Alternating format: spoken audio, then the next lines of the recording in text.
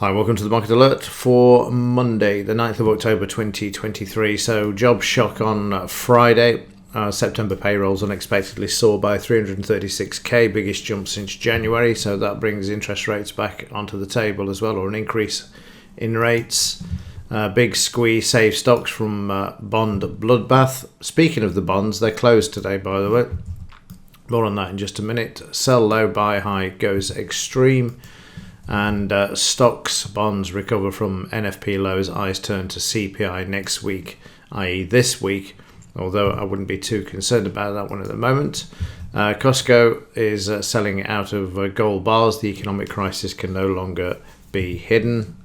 And finally, of course, war has broken out in the Middle East between Palestinians and the Israelis. So this is going to have an impact on the market and already has. So we'll have a look at that also in a moment. Economic news today. We haven't got any. The bonds are closed. It's Columbus Day in the US. So the market's going to the bond market, not the stock market. Stock market's open. It's going to have to make its own direction on the electronic market.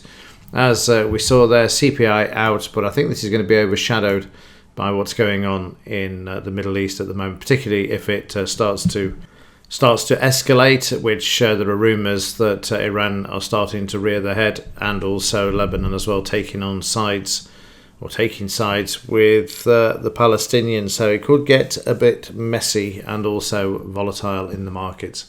But let's move on and have a look at the markets and see what they're doing from Friday and also overnight, and of course the news from the weekend. And kick off with the Dow. So in the Dow, Friday, you can see the market's moving sharply to the upside. That's because if we just go back to Forex Factory, go back to the non-farm payrolls, as I've maintained and said for a long time, what they do is they adjust the numbers, downgrade it or upgrade it, get the numbers not too far off the release. So the last month, which is only 150, it went to 227 and makes the 336 look not as bad.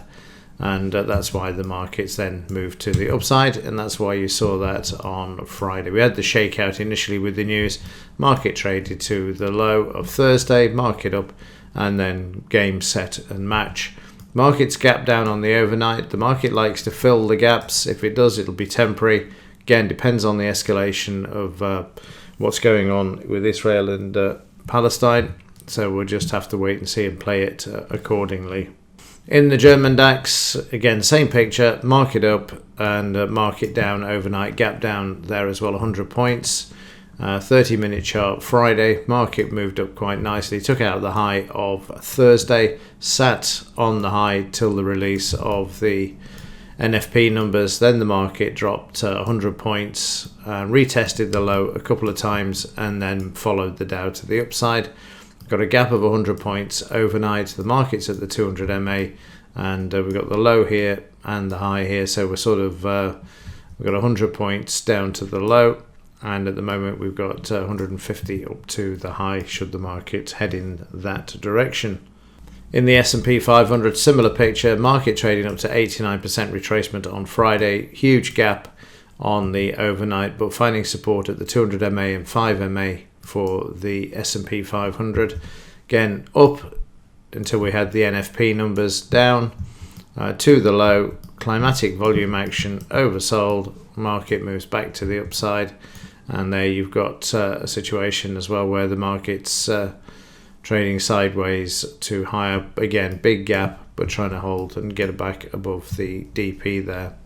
In the FT100, also same as every other market on Friday, and the gap down on the overnight. And there you can see that we were sideways till the NFP numbers. We moved lower and then came back with the US markets. Got a smallish gap at the moment on the FT100, and we're above the DP at the moment. And there is talks of now America sending ships into the area, so it can only get worse, can't it?